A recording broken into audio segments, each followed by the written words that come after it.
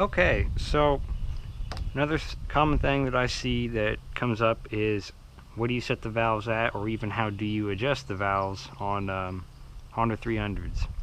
So first thing you gotta do is take the seat off.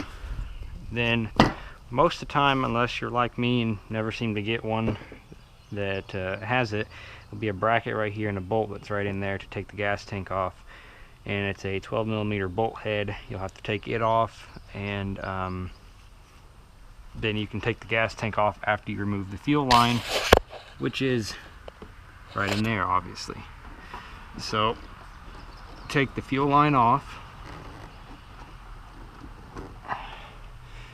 then be sure and disconnect this, otherwise you'll tear up your plastic.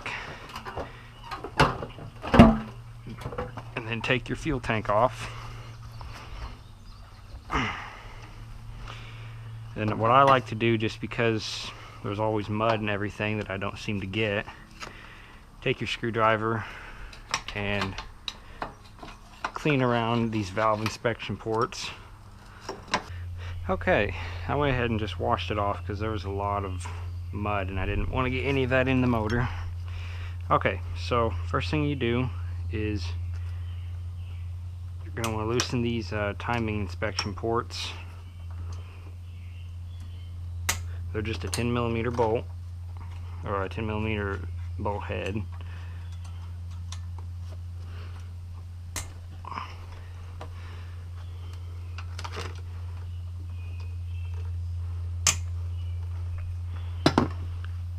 Next, it don't matter which one of these you do first really, but next just get a big screwdriver and take out these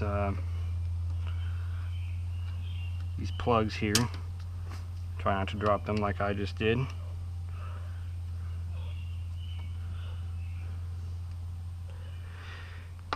Then what you'll want to do is get a 6mm Allen wrench or Allen socket, don't matter which one. And then what you'll want to do is rotate it clockwise. I always just go a full turn, and then after I've went a full turn, I look for that little needle that's right there, and then I wait till I see the mark, the timing chain mark, or the timing mark, whatever, and it's always marked with just a T. Right there is the T. I don't know if you can see that in there, but that's what it is.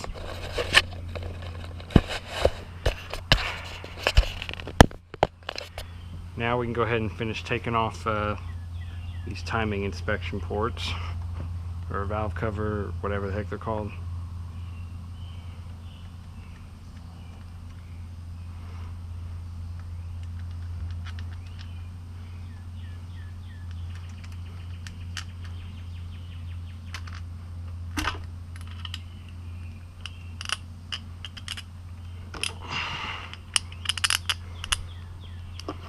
Once you get them off, kind of set them off to the side somewhere where you can easily identify which one is which, because sometimes the old O-rings are not quite as good as what they used to be, and they won't quite seal the same as the way they used to.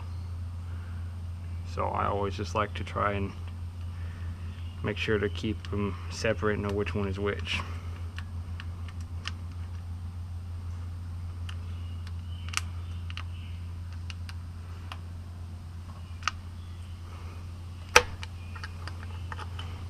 What you can kind of do to get them off when they're stuck on there like that is just take the bolts and get them where they're not like in the actual threads, and then just push on them a little bit. And then right here there's a piece of dirt that I do not want to get down in there. Okay, so after you get the 10mm and get that undone, keep in mind that these are almost always going to be tight. But I like to take these super small screwdrivers because they can get in there good. set of these. I can't think of the actual name for them. And a 300s valve settings are 6,000s, 0.006.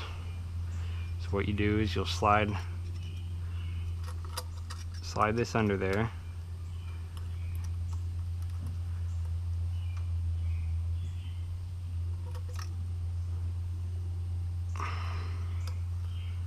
Just slide it under there like that and actually get it to stay under there right. Then you'll take this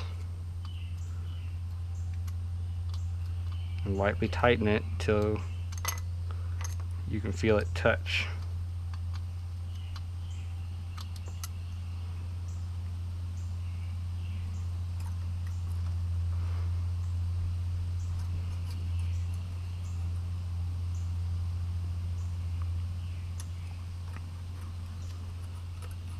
Just like that. It's not quite tight, but it's just lightly touching, so we'll tighten it just a little bit more. And then right there it's too tight, so loosen it back up just a hair, and then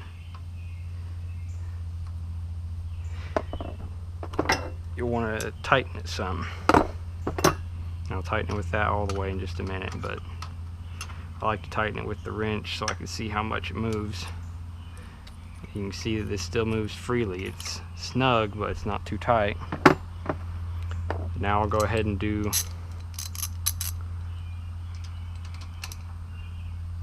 it for real. Then as long as this still goes under there and isn't super loose,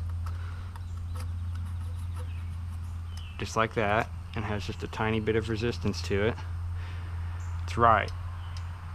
And then make sure and just move it up and down. Make sure that it has just a tiny bit of movement.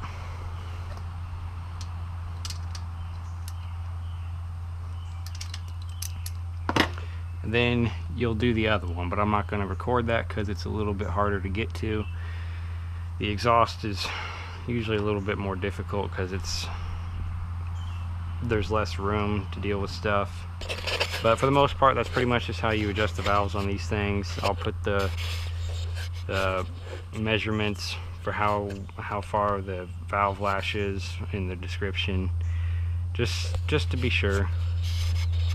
It's all done and back together. I like to roll it around to top dead center one more time and just check and make sure, because there's been a few times where I've somehow managed to get it 180 out and it rattled like crazy, so I had to go back and do it again. But generally you don't have to worry about that, but it's a good idea to check it. And once you're all done, just start it up once to make sure it revs fine and everything.